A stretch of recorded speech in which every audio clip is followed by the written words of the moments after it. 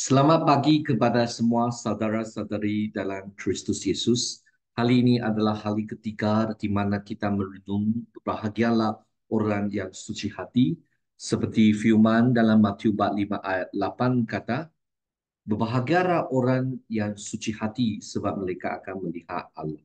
Mari kita datang bersama untuk berdoa bersama. Tuhan Bapa di sorga, kami meminta supaya Roh Kudus bekerja di antara kami, supaya kami lebih memahami akan kehendak Tuhan, dan kami dapat melaksanakan firman-Mu, supaya dalam jiwa kami diberkat, memperolehi bahagia yang sejati. Ampun dosa kami, di mana sentiasa kami abaikan apa yang dituntut oleh Tuhan, apa yang dinyata dalam firman Tuhan. Tuhan Bapa di surga, kami percaya apabila kami balik kepada pangkuan Tuhan, ikut jalan Tuhan, jiwa kami baru memperolehi makna yang sejati. Dalam nama Kristus Yesus kami berdoa bersama. Amin. Berbahagialah orang yang suci hati. Matius bab 5 ayat 8 mengajar kita tentang pentingnya memiliki satu hati yang suci. Mari kita jelajahi makna dan implikasi dan ajaran Yesus Kudus, di mana kita akan terus menggunakan buku menjadi umat yang bersukacita dalam surga ataupun kerajaan Tuhan yang ditulis oleh Dr. Wong Hung Hing. Saudara-saudari, suci dalam bahasa Yunani, kataros bererti bersih, yang bertentangan dengan kotor. Yesus mengajar kita supaya kita boleh berfikir, mentimbulkan satu fikiran dan perbuatan baik pun baik ataupun jahat. Mengajar kita. Maka Yesus inginkan kita tidak berkompromi dengan dosa. Suci hati berarti tidak berkompromi dengan dosa dan tidak mengasihi dunia dan tidak dikuasai oleh nafsu daging ataupun nafsu duniawi. Tetapi jiwa kita diperbaharui mempunyai satu nafsu yang di mana kita kehendak Tuhan. Maksud kita diperkuduskan nafsu kita. Hati yang suci dipenuhi dengan ajaran Kristus yang membuat sikap, kata-kata dan perbuatan seseorang selaras dengan kehendak. Jadi apabila kita kata berbahagialah orang yang suci hati, maksudnya hati dia difokuskan kepada ajaran Yesus Kristus. Suci hati bermakna ikhlas dan tidak hipokrit. Apabila kita kata hipokrit, maksudnya dia hanya bentuk, dia hanya berakong saja. Mazmur 24 ayat 3 sampai 6 menyatakan bahawa orang yang bersih tangan suci hati yang boleh naik ke gunung Tuhan dan berdiri di tempat kudus ini. Alkitab menjelaskan lebih lanjut lagi bahawa dia tidak bersandar kepada kesiang-siang dan tidak bersumpah palsu. W.D. Davids dan D.C. Ellison percaya bahawa satu hal tentang orang yang suci hati adalah seorang yang berkomitmen penuh terhadap kehendak Tuhan. Orang yang suci hatinya memulakan dari awal yang benar di bawah pimpinan Tuhan. Mereka dalam setiap langkah yang mereka jalan, mereka cari pimpinan Tuhan. Mereka mahu jiwa mereka ikut ajaran dan juga dorongan Tuhan. Mereka berkomitmen supaya mereka boleh sedaya upaya mengikut jalan Tuhan. Suci hati adalah sepenuhnya ikhlas terhadap Alkitab, terhadap firman Tuhan. Tidak terpengaruh oleh tipu tayar dan dipimpin oleh Tuhan untuk tidak mensimpan ke kiri atau ke kanan kalau tidak ada pimpinan daripada Tuhan. Saudara-saudari, begitu ikhlaslah orang yang suci hati. Orang yang suci hati adalah orang yang ikhlas tampaknya yang jahat dan benar dalam perbuatan serta perkataan mereka. Yesus mengajar dalam Matius bab 5 ayat 37. Jika kata ya, jika tidak kata tidak, apa-apa lebih dari ini adalah dari jahat. Jadi jauhkan aku diri tipu daya dan kebohongan, berikan aku kebenaran. Sesungguhnya engkau menghendaki kebenaran dalam bakti engkau mengajar khidmat kepada saya dalam rahsia hati saya. Ya Tuhan, ciptakan dalam aku hati yang suci dan pembaharuilah batin yang teguh dan dalam aku. Jadi saudara-saudari, suci hati menunjukkan keselarasan, bersih tangan, menunjukkan konsistensi antara fikiran dan tindakan seseorang. Apa yang dilakukan dalam kehidupan pribadi dan di hadapan orang ramai itu selaras dengan tindakan yang selaras dengan Yesus. Fikiran yang murni dan selaras dengan ajaran Yesus Kristus. Ucapan yang sujujur dan sungguh dengan isi hati. Tindakan yang konsisten dengan fikiran dan perkataan. Jadi saudara-saudari, adalah mungkin ada seseorang dia berhadapan cakap satu, di belakang cakap satu. Jadi bantulah saya, oh Tuhan. Bantulah kita semua orang supaya kita selaras apa yang kita kata. Apabila kita cakap dengan seseorang, mungkin kita cakap sesuatu buruk dengan seseorang. Apabila kita berkata sesuatu yang negatif tentang seseorang, kita mesti dari hati yang kasih. Kita bincang, kita doa, kita bincang bagaimana bantu seseorang. Tapi kita bukan sengaja untuk bicara sesuatu untuk bicara. Tetapi apabila kita bicara, kita mencari jalan untuk berbincang dengan orang yang kita fikir mungkin sudah dalam jalan yang salah. Jadi saudara-saudara kita mesti ikhlas dalam hati kita.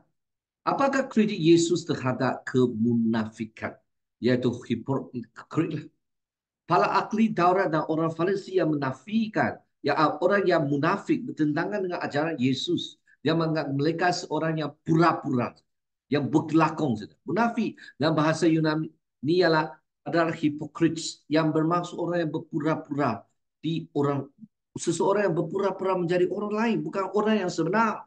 Yesus mengkancam mereka dengan keras kerana kemunafikan mereka. Celakalah kamu ahli-ahli Taurat dan orang-orang Farisi.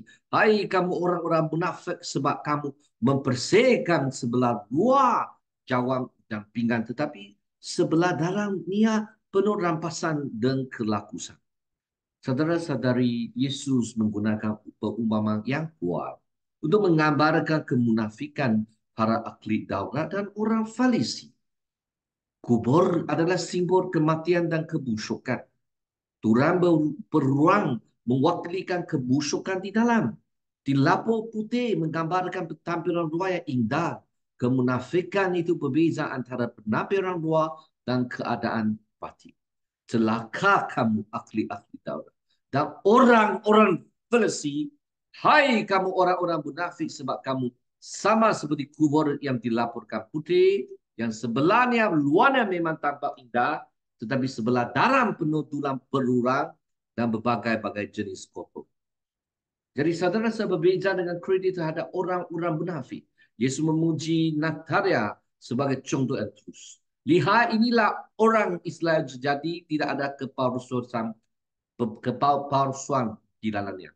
Natalia menjadi contoh yang memiliki hati yang suci dan tulus. Yesus menghargai sifat Natalia yang jujur tanpa tipu daya. Saudara-saudara orang yang suci hati tidak akan berhati luar atau bertuing hati. Yakobus memberikan nasihat penting tentang hal ini. Orang yang mentua hati tidak akan tenang dalam hidupnya. Mendekati kepada Tuhan dan Tuhan akan mendekati kamu.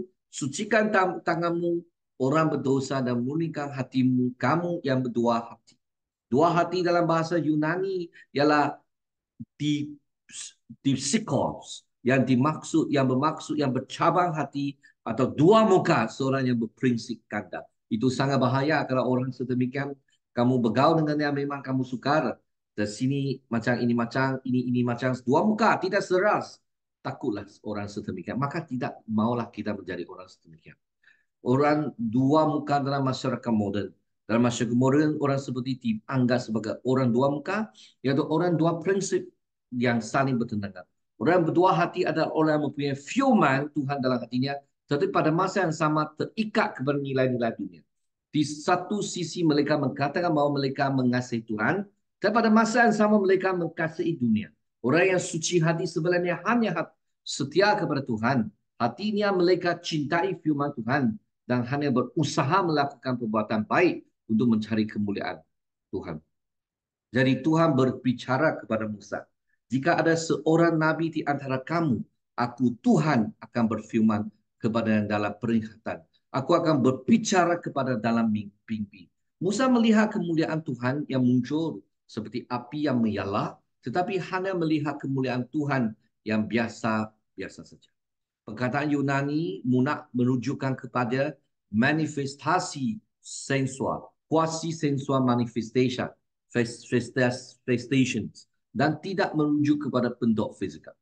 Saudara-saudari, ketepatasan manusia dalam melihat Allah, Tuhan. Disebabkan kemuliaan Tuhan dan sifat Tuhan yang luar biasa, manusia berdosa dan makhluk ciptaan tidak dapat melihat wajah Tuhan kerana sesiapa melihat Tuhan mas pasti akan mati. Tolong tunjukkan kepadaku kemuliaan-Mu. Ini permintaan Musa. Tetapi apakah jawaban Tuhan? Aku akan membuat segala kebaikanku berlalu di hadapan-Mu. Dan aku akan menyuruh nama Tuhan di hadapan-Mu. Aku akan memberikan kasih karunia kepada siapa yang aku berikan. Dan aku akan menunjukkan beras kasih kepada siapa yang aku tunjukkan. Engkau tidak dapat melihat wajahku padasannya. Kerana tiada orang yang dapat melihatku dan hidup. Sebab Tuhan terlalu mulia sampai kita tidak dapat lihat muka dia.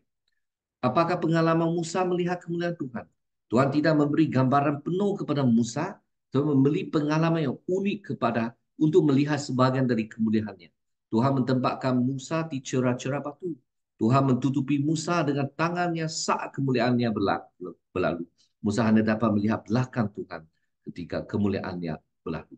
Implikasi suci hati dalam kehidupan sehari-hari. Memilih hati yang suci memiliki dampak yang signifikan dan penting dalam kehidupan sehari-hari seorang pengikut Yesus.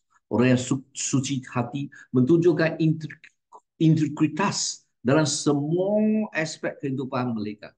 Mereka berkomitmen untuk selalu jujur dan perkataan atau perbuatan. Fokus kepada Tuhan sepenuhnya terhadap kehendak Tuhan dan mereka melayani Tuhan dan sesama dengan ketulusan tanpa motif yang tersebut. Yesus menjanjikan berkat khusus bagi mereka yang memiliki hati yang suci. Berbahagialah orang yang suci hati kerana mereka akan melihat Allah. Kondisi hati yang bersih dan tulus di hadapan Tuhan. Janji untuk pengalaman rohani yang lebih dalam dengan Tuhan. Berkat dan sukacita yang dijanji oleh Yesus yang kita akan nikmati dalam kebahagiaan yang Tuhan kasihi. Mari kita datang kepada Tuhan, kita berdoa bersama. Tuhan Bapa di surga, kami puji Tuhan, syukur Tuhan sebab Tuhan adalah Tuhan yang baik. Tuhan, kami datang kepadamu untuk mengakui ada apa yang mungkin mengkondar ataupun membawa kami kepada hati yang tidak dapat fokus kepada Tuhan.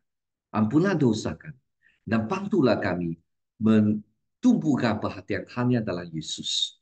Puji Tuhan sebab apabila kami fokus kepada Tuhan, Tuhan akan memberi jalan. Tuhan akan menunjukkan kemuliaan supaya jiwa kami haus atas Tuhan. Dalam nama Kristus Yesus kami doa bersama.